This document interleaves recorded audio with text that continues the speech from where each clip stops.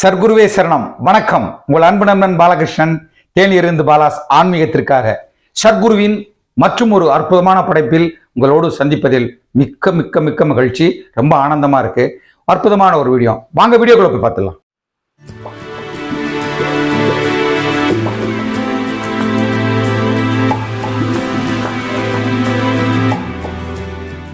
வாங்க வீடியோக்குள்ள போயிடலாம் டைரக்டாக. இன்னைக்கு பார்த்தீங்கன்னா அன்னதானத்தினுடைய அருமை என்ன, அன்னதானம் பண்ணா என்ன விதமான புண்ணியங்கள் காரியங்கள் நடக்கிறது, எப்படி நல்ல விஷயம் ஒரு குடும்பத்தில் நடக்கும், ஒரு மனிதனுக்கு தனி மனிதனுக்கு எப்படி நடக்கும், அதுதான் இந்த வீடியோனுடைய சாராம்சம். இன்னொன்னு என்னன்னா, இதே இதுல நம்பிக்கை துரோகம் யாரா இருந்தாலும் செய்யக்கூடாது. முடியலையா, என்னால இப்ப முடியல, பிறகு பண்றேன். நம்பிக்கை துரோகம், நம்பினவர்களை ஏமாற்றுவது, இதெல்லாம் கூடவே கூடாது. சரிங்களா?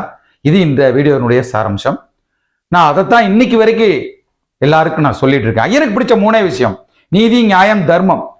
நீதியா போகணும், நியாயமா போகணும், தர்மம் செய்யணும். அதுதான் இன்னைக்கு ஒரு அண்ணன் தங்கை இருவருக்கு ஏற்பட்ட ஒரு பிரச்சனைகள். ஒரு குடும்பம், ஐயன் எங்க இருக்காரு அப்படின்னு சொன்னா வீட்டில் இருக்காருன்னு நினைக்கிறேன். வீட்டில் இருக்கார் ஐயன். ஒரு குடும்பம் ஐயனை தேடி வருது. ஐயன் அப்ப அங்க வீட்டில் இருக்கும்போது எல்லாரையும் எண்ணெய் தேய்ச்சி விட்றா, ஒரு எண்ணெய் தேய்க்கிறாங்க போது எல்லாரும் உட்கார்ந்தாங்க இருக்கிறவங்க தெரியும் எண்ணெய் தேய்ச்சி விட்டுட்டு இருக்காங்க, ஐயன் இது பண்ணிட்டு இருக்காங்க. அப்ப ஐயன் பேசிட்டே இருக்காரா. ஒருத்தர் நமக்கே டிமிக்கி கொடுக்குறான்டா, அவனை என்னன்னு பார்த்துரும்டா சாமி, பெரியவர்கிட்ட சொல்லி சரியான கவனிக்க சொல்லணும்டா. அப்ப இவங்களுக்கு புரிஞ்சு போச்சு, இன்னைக்கு என்ன ஒண்ணு நடக்க போகுது, யாருக்கு என்ன நடக்க போகுதுன்னு தெரிஞ்சு போச்சு. நல்ல விஷயங்கள் நடக்கும், கஷ்டப்படுறவங்களுக்கு நடக்கும்.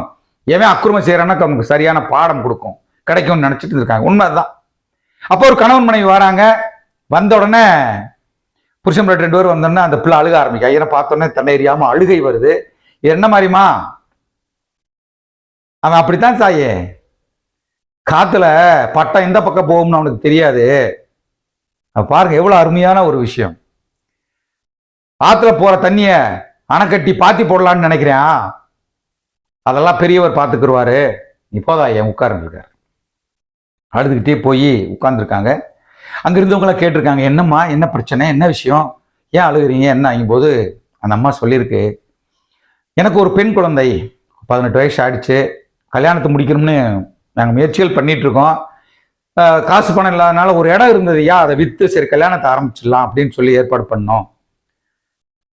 இன்னைக்கு 21 வயசாச்ச பிள்ளைக்கு இன்னும் கல்யாணம் நடக்கல அப்படின்னு சொல்லி அழுக, ஒரே அழுக. என்னம்மா என்ன நடந்தது சொல்லுமா அப்படிங்கும்போது அது சொல்லியிருக்கு, நான் இடம் வித்தோன்னு ஒரு 3 லட்ச ரூபா கையில வச்சிருந்தேன். என் அண்ணன் வந்து ஒரு அவசரம், கூட பிறந்த அண்ணன் கூடமா நீ வரன் பார்த்துட்டு கல்யாணம் ஏற்பாடு பண்ணோன்னா நான் ரூபாயை கொடுத்துறேன்னு சொல்லியிருக்காரு. இன்றளவு 3 வருடங்கள் கடந்து விட்டது. 3 வருஷம் கடந்துருத்து, கொடுக்கல. கேட்டா பாராம தருவேன், நான் எனக்கு எப்போ வருமா தருவேன், நான் உனக்கு எவ்வளவு செஞ்சிருக்கேன் அதெல்லாம் கணக்கு பார்த்தா இதில் விட அதிகமா செஞ்சிருக்கேன், தர முடியாது. தன் மகளுக்கு இன்றும் 21 வயதாகிறது, கல்யாணம் நடக்கல. மனவேதனை, அப்படியே வீட்டுல சாப்பிட முடியல. கணவன் மனைவியும் அப்படி ஒரு வேதனை. நம்மள மாதிரி மக்களுடைய விஷயங்கள், ஐயனுடைய இதை பத்தி சொல்றதை கேட்டு ஐயனை பார்க்க வந்திருக்காங்க. இதுதான் அங்க நடந்த விஷயம்.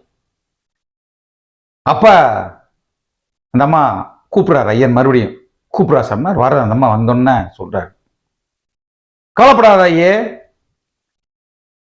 என்னை பத்தி அவனுக்கு தெரியாது, என்னை பத்தின்னு சொல்ல மன்னிச்சுக்கணும், பெரியவரை பத்தி அவனுக்கு தெரியாது. போற போக்கில் மாரியம்மா ஆட்டி விட்டான்னா இவனால எதுவும் தாங்க முடியாது. அடிக்கிற காத்து சொன்னா அடிக்கிற காத்துல என்னென்ன பறக்கும், எது வரும், எது போகும், எது நிக்குன்னு அவனுக்கு தெரியல சாமி.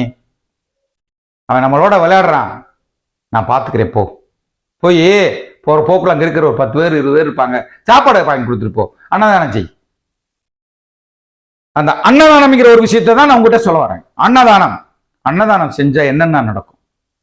ஒரு சின்ன கிளிப்பு அதை போடுறேன், ஐயனுடைய படத்தோட ஒரு வாய்ஸ், ஒரு என்ன சொல்றது, ஒரு ஞானி, இளம் வயதிலேயே துறவரத்தை மேற்கொண்டவர், மக்களுக்கு நல்லதே செய்யணும் சொல்லணும்னு வந்த ஒரு ஞானியினுடைய ஒரு கிளிப் தான் அது. அது சர்க்குரு சொன்னதுக்கு பொருந்தும் என்றனால சர்க்குருனுடைய படத்தோட அதை போடுறேன். அதை கேட்டுட்டு வாங்க. அன்னதானம் மூலமாக 40 வருஷமாக குழந்தை இல்லாதவங்களுக்கு குழந்தை பிறந்திருக்கு. 20 வருஷம் விற்காத வீடு விற்றுருக்கு. அன்னதானம் செஞ்சால் நீங்கள் நினைச்ச பார்க்க முடியாத அளவு மாற்றங்கள் ஏற்படும்.